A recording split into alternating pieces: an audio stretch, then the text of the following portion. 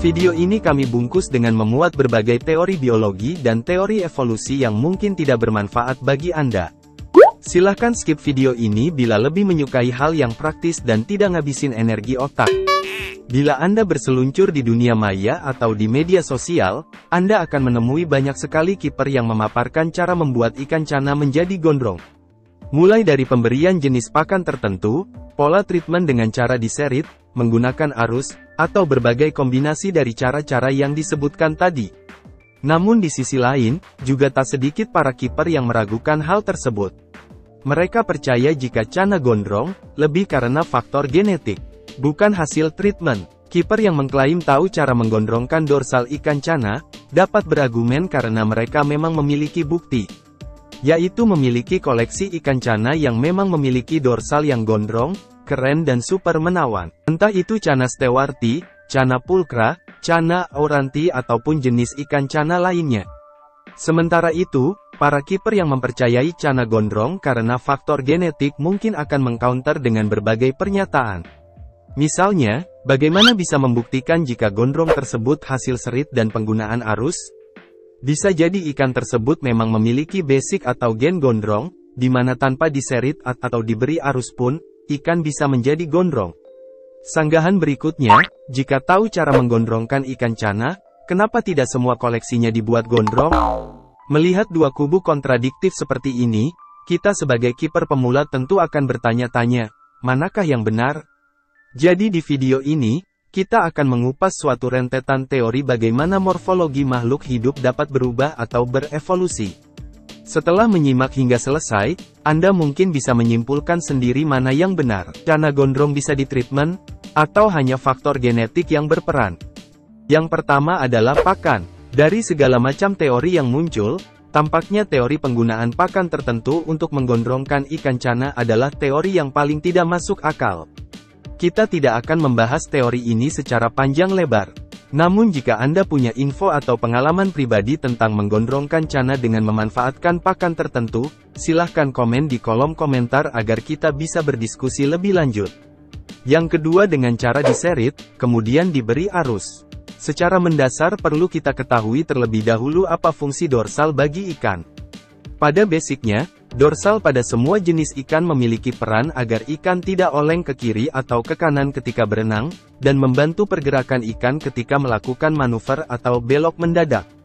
Namun dari aspek yang lebih fungsional, ternyata dorsal ikan memiliki peran yang beragam tergantung apa dan bagaimana ikan ini hidup dalam mempertahankan eksistensinya, hingga pada tahapan kembang biaknya. Ada 6 jenis bentuk sirip dorsal ikan dan fungsinya. Yang pertama, no dorsal fin.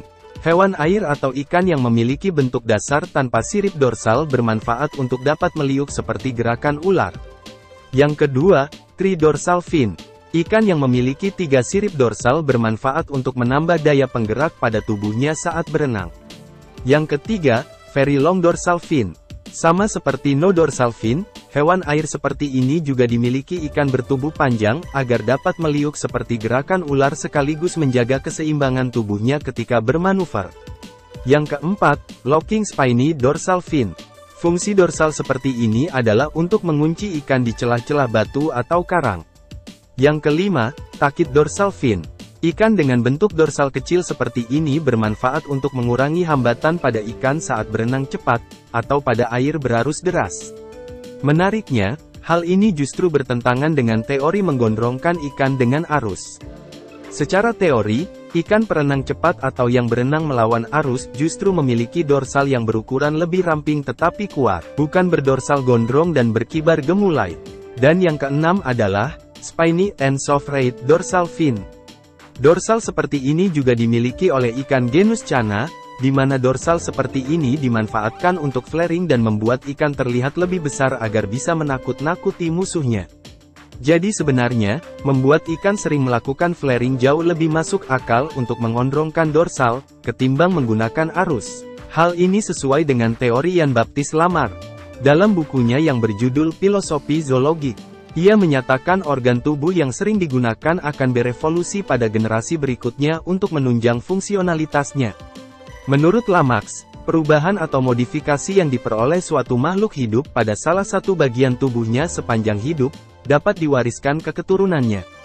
Misalnya, jerapah yang memiliki leher pendek terus menggunakan lehernya untuk menggapai daun yang semakin tinggi, sehingga lama-kelamaan jerapah tersebut menjadi berleher panjang, dan kemudian keturunannya juga memiliki leher panjang.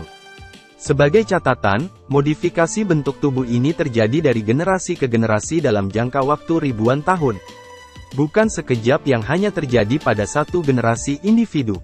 Meskipun kemudian teori Lamarck ini tidak semuanya benar dan banyak dipatahkan oleh teori lain. Salah satu teori yang paling mendekati pendekatan ala Kepler ketika nyerit dorsal dan menggunakan arus adalah eksperimen yang dilakukan oleh Weismann. Augustus Friedrich Leopold Weismann hendak menguji apakah tikus yang berekor panjang dapat berubah menjadi berekor pendek ataupun kehilangan ekornya. Weismann pun melakukan pengujian pada 901 ekor tikus, di mana ia memotong ekor tikus-tikus tersebut dan menternaknya. Setiap tikus yang lahir akan kembali dipotong ekornya dan dikawinkan lagi dengan anak tikus lainnya yang juga sudah dipotong ekornya. Weismann membiarkan tikus-tikus ini hingga 21 generasi banyaknya. Dan di akhir eksperimennya, ia menemukan bahwa semua keturunan tikus tersebut tetap memiliki ekor yang utuh, bahkan tak ada satupun yang berubah menjadi pendek. Secara garis besar teori Weismann mengungkapkan bahwa seleksi alam dalam proses evolusi atau modifikasi pada tubuh makhluk hidup terjadi karena faktor genetik. Teori Weismann ini akhirnya menjadi tolak ukur ditemukannya teori evolusi modern berikutnya. Penemuan Weismann juga mendasari teori mutasi genetik modern, bagaimana karakteristik fisik dan modifikasinya diturunkan secara genetik dari generasi ke generasi berikutnya. Jika merunut pada teori evolusi modern, Anda bisa saja mendapatkan ikan cana dengan dorsal gondrong, jika kedua induknya baik jantan atau betina juga memiliki sifat yang sama.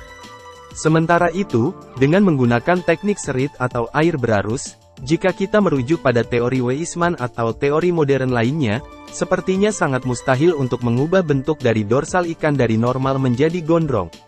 Apalagi hanya dalam satu generasi yang sama dan dalam waktu yang relatif singkat. Namun sekali lagi, semua materi ini hanya rangkuman teoritis.